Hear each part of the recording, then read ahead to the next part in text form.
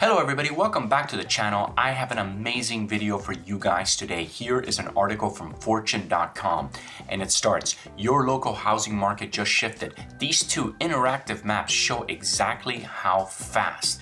Guys, this is a great article. I will have a link to this article down in the description below, but basically this chart is amazing. We're gonna talk about that chart. We're gonna talk about this interactive map and this interactive map right here. I'm gonna show you what's happening. Look, let's start with this graph right here. This is pretty insane.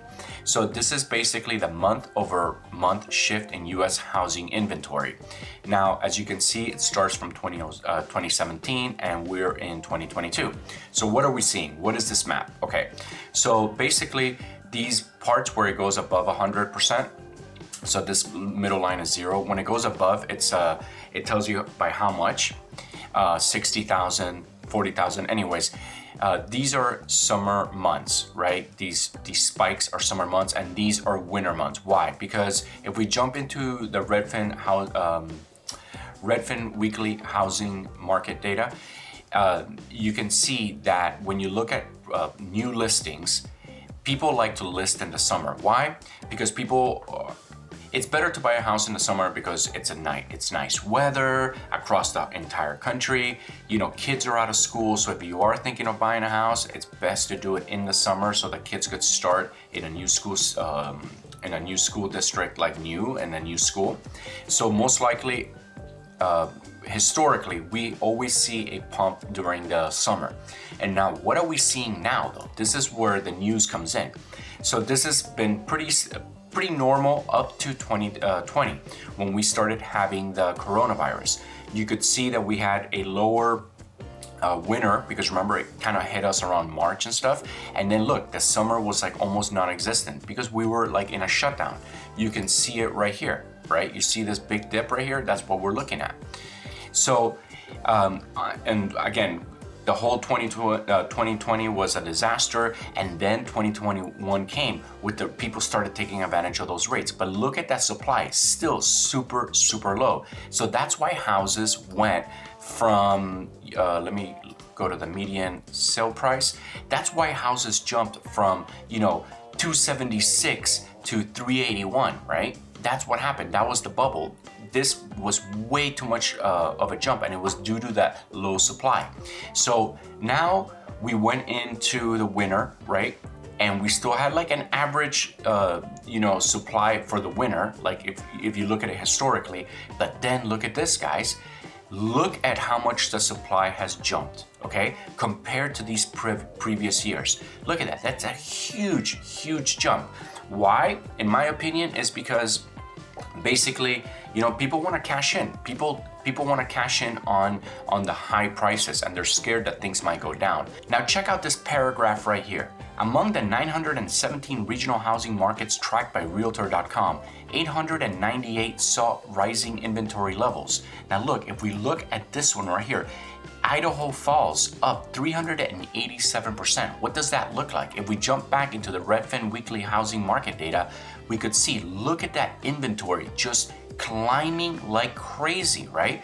So the inventory is rising, not everywhere, but in a lot of places they are, especially places that went up really high, really fast.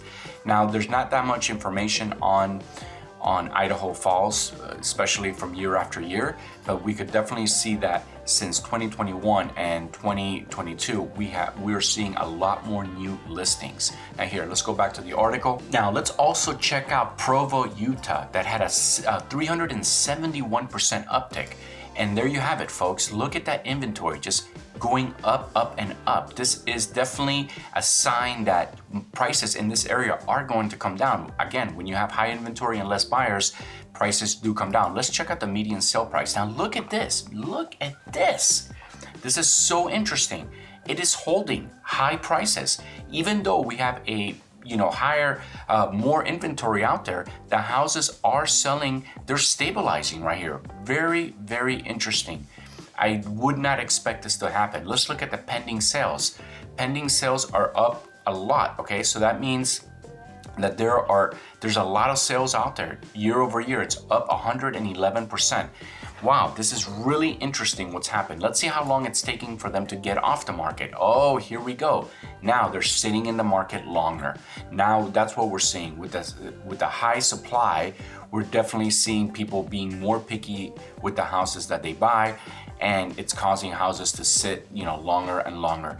Now, this is a very interesting situation. Look at this, homes sold on the way down. We are actually down.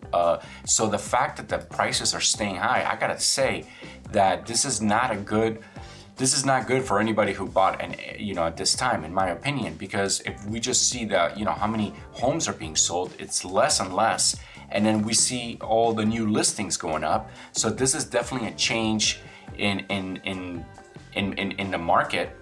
So this is definitely not normal, right, for the housing market in this area, and it's indicative that we are going to see some changes. In my opinion, we're going to see some changes in prices, because if the inventory goes up this much, and we have less and less homes being sold, but yet they're still listing semi-high prices, and some of the median sale price is actually going up, then this is a recipe for definitely for me, that I see it as a crash coming really, really soon to this area. Jumping back into the article, check this out. This is a graph how housing inventory shifted between March 2022 and July 2022. Basically, a lot of places are up 300%. But remember, the inventory was a record low. So this is, it is up. But here, let's read this little paragraph right here. While inventory levels are rising fast, up 96% since March 2022, it remains far below pre-pandemic levels. National active listings in July in 2022 were 44% below 2019 levels, July 2019. Now, in my opinion, this is good news, because it's just showing that we're having more and more supply. Now, let me give you a little bit of an idea here. If the supply keeps going up into the winter months, you are going to see a big price drop in the winter months, because remember, less people like to move in the winter, right? So you're going to have situations where the houses are going to sit on the market longer and longer. People are going to start getting spooked. You're going to have less buyers, and there's going to be probably some amazing buying opportunities just in the next few months. But again, I still think that we're incredibly overpriced. If I just go to all metros, I think that the housing market, unfortunately, we're in a bubble. And it would be, in my opinion, very risky to buy right now, only because I just feel like the prices are so high.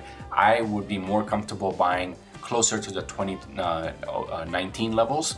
Now, we're just gonna have to see if that goes down that low, because I'm starting to think with inflation, if we can't get inflation under control, it will keep everything expensive across the board, including housing.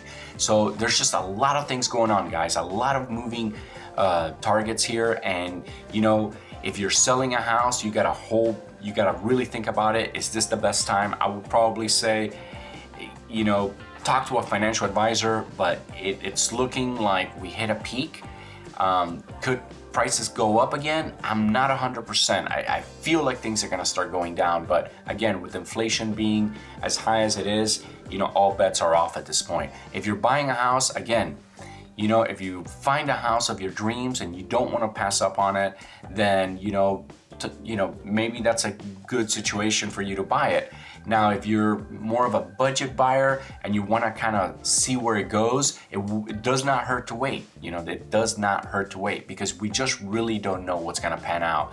And I just believe that we're definitely in a bubble, and inflation definitely has to come down in order for everything to go back to normal. Now, this was a pretty awesome video. There was a lot of information. I really enjoyed making it, and I hope you enjoyed watching it. So I just want to say thank you to everybody who's been watching my videos, supporting my channel, and liking the videos and commenting. It really means a lot to me, and I just want to say thank you so much. If you're new to the channel and you like these videos, don't forget to smash that subscribe button and go ahead and like and leave a comment. Thank you guys so much for watching. I love you guys, and I'll see you on the next video.